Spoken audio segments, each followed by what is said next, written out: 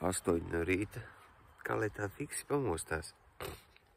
Viss skaidrs.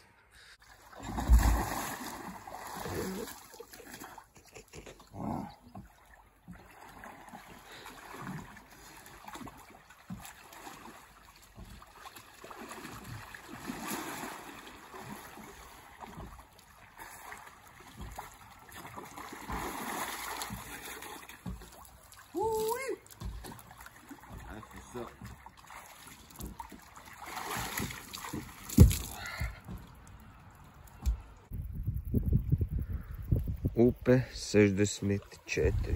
Jāsāk skriet. 4 kilometri virs Senguras, pludmale aizaugusi. Bija jāuzok čībiķi. Gandrīz es seju ieskrēju. Ej nost. Knapi izvairījos.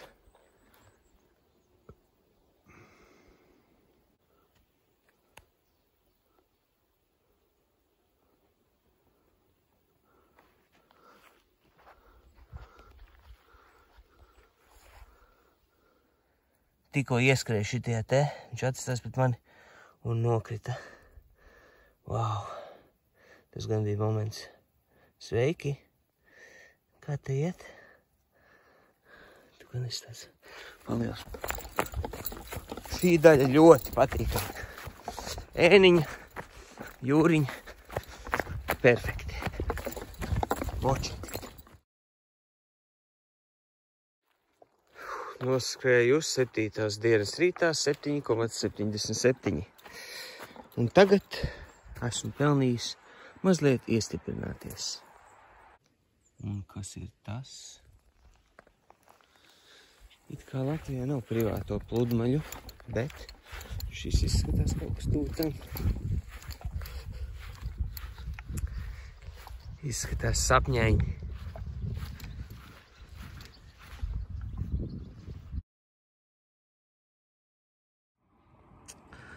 Daži sodziņus un pirmā ēdienreize.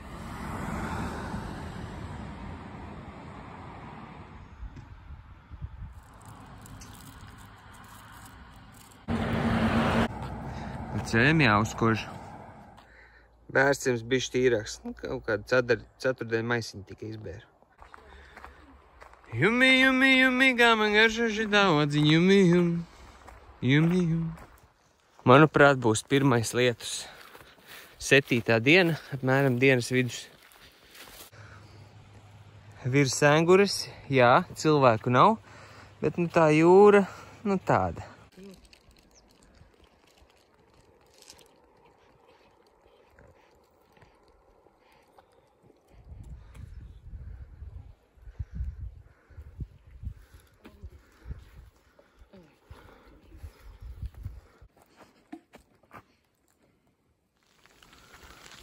Aha, ko es redzu? Akviņēns.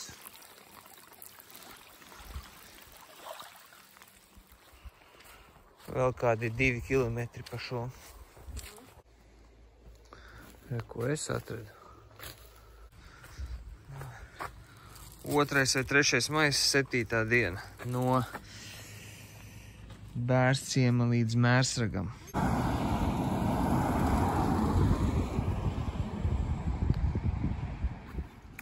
Upe numur 65, Mērsraga kanāls.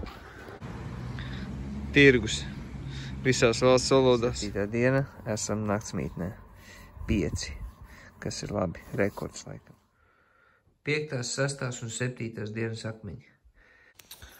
Lūk, arī viens no maniem mīļākajiem augiem. Skatāmies uzmanīgi. Tā.